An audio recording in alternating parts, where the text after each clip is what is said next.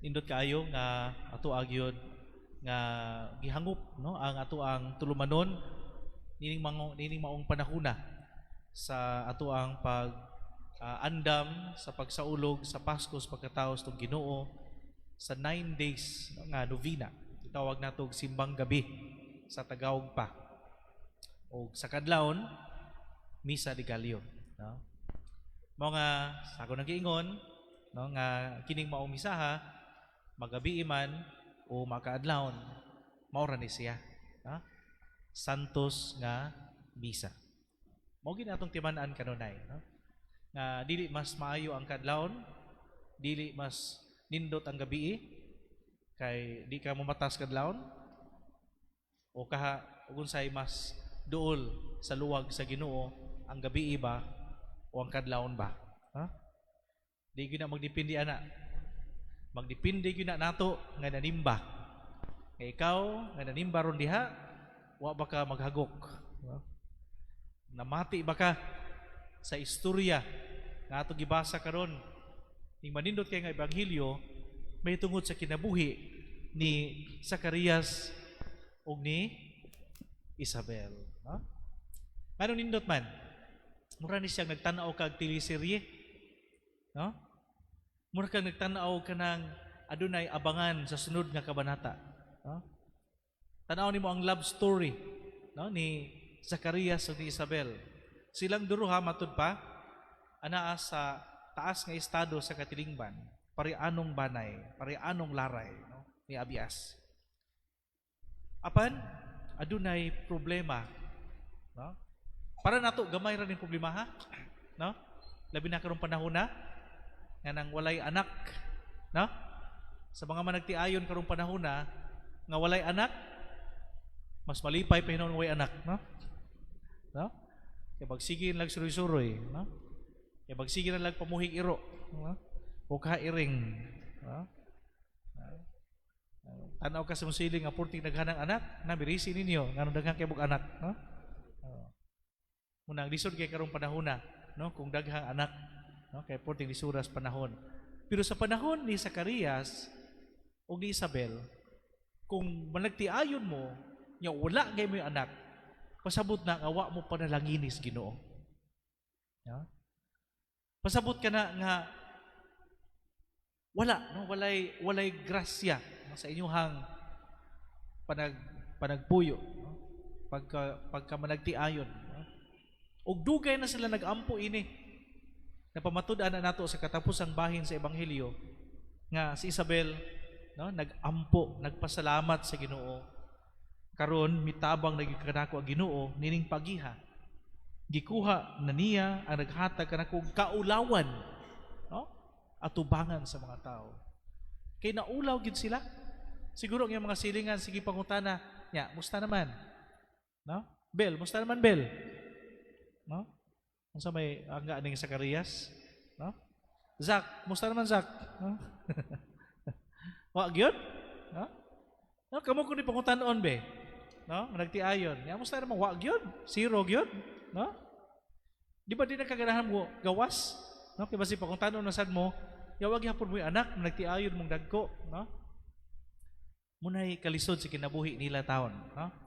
Naghatag nila kaulaw at tubangan. Ang problema pag yun, kaya tubangan sa mga tao, sila maghalad dito sa templo.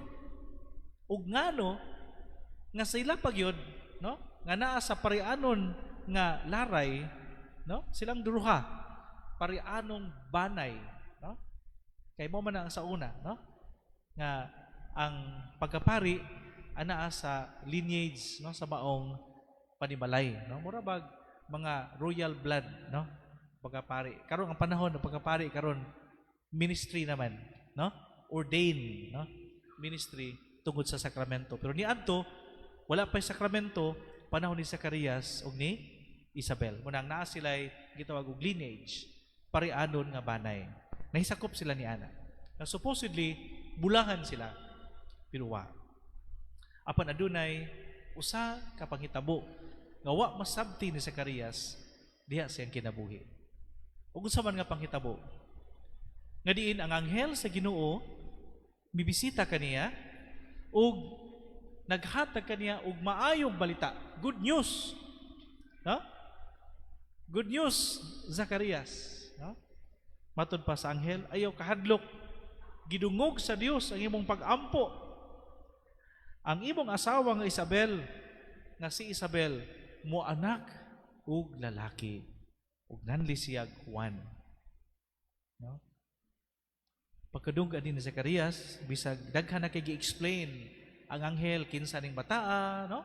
Nga siya mapuno sa Espiritu Santo, nga din siya magdalag balik ngadto sa Dios sa katawhan sa Israel, nga magkauli ang amahan ug anak, ang mga masupilon pabalikon niya, niya mag-andam siya sa dalan sa Ginoo. Wa mamati Zacarias ani, no?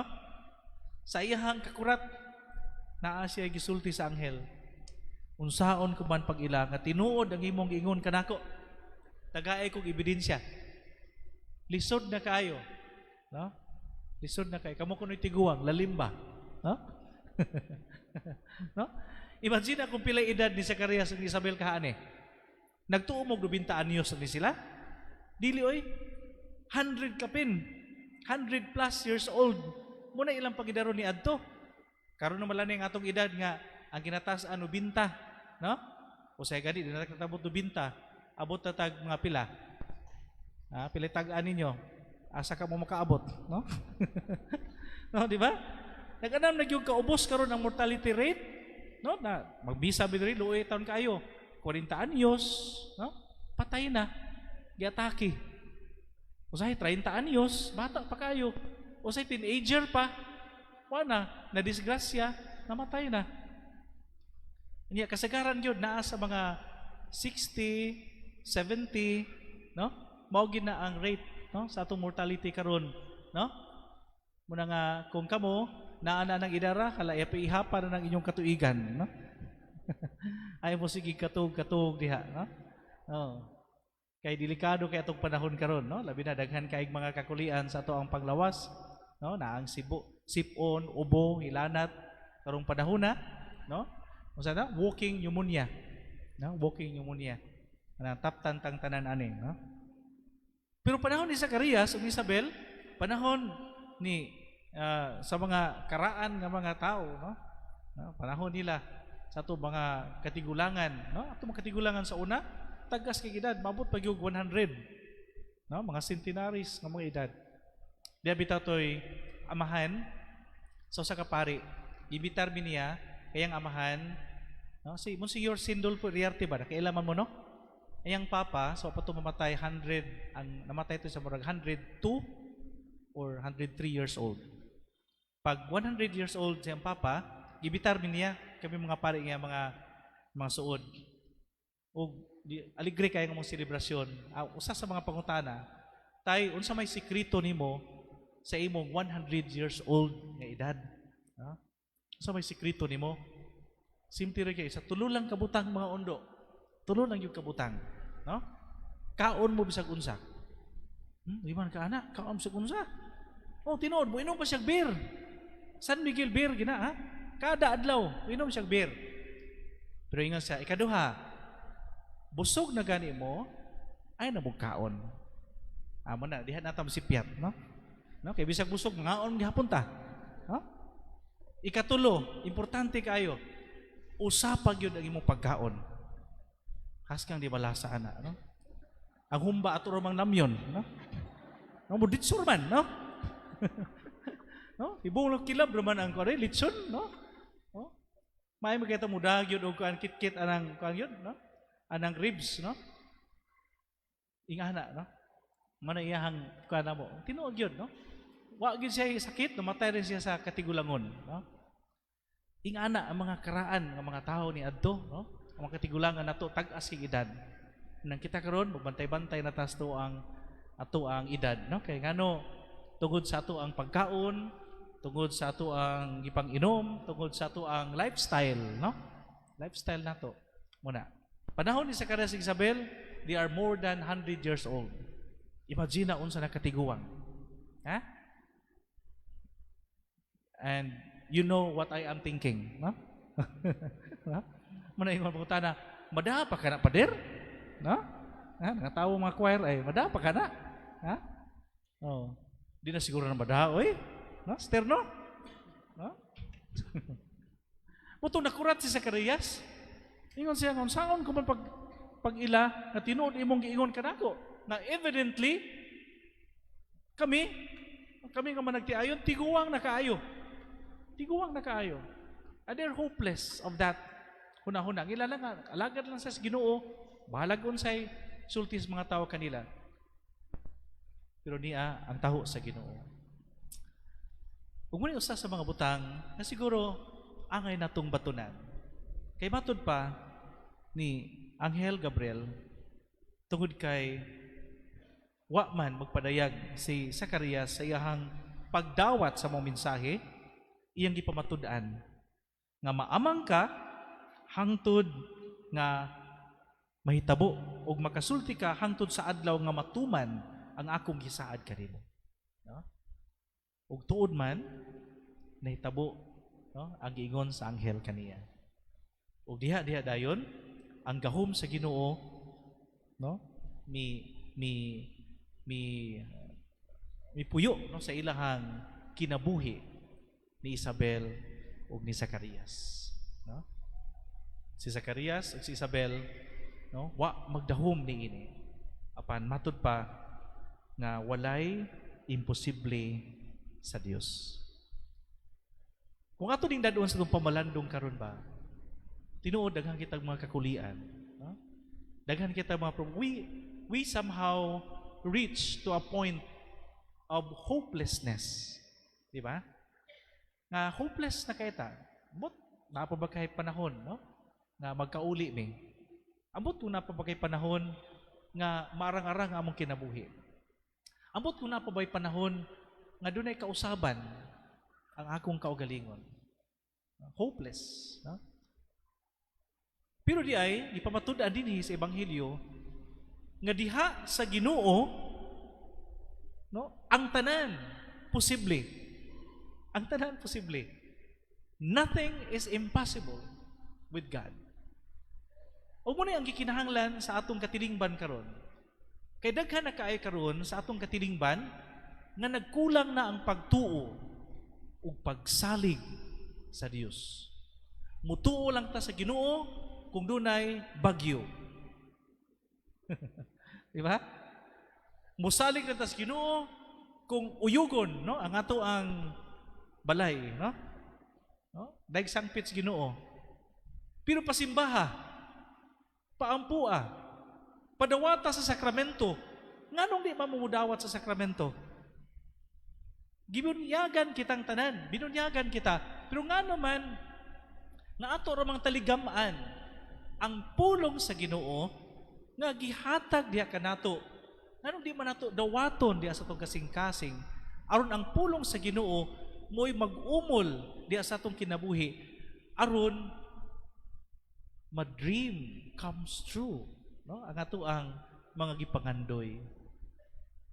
Muna nga sayang kaayo nga naa na unta ang grasya sa Ginoo apan kita wa magpakabana niini.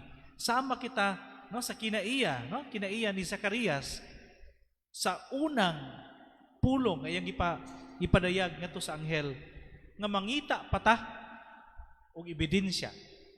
Mangita pata og kamatuoran. No? Og nalimot ta nga ang pulong sa Ginoo mao ang kamatuoran. The Word of God is the truth.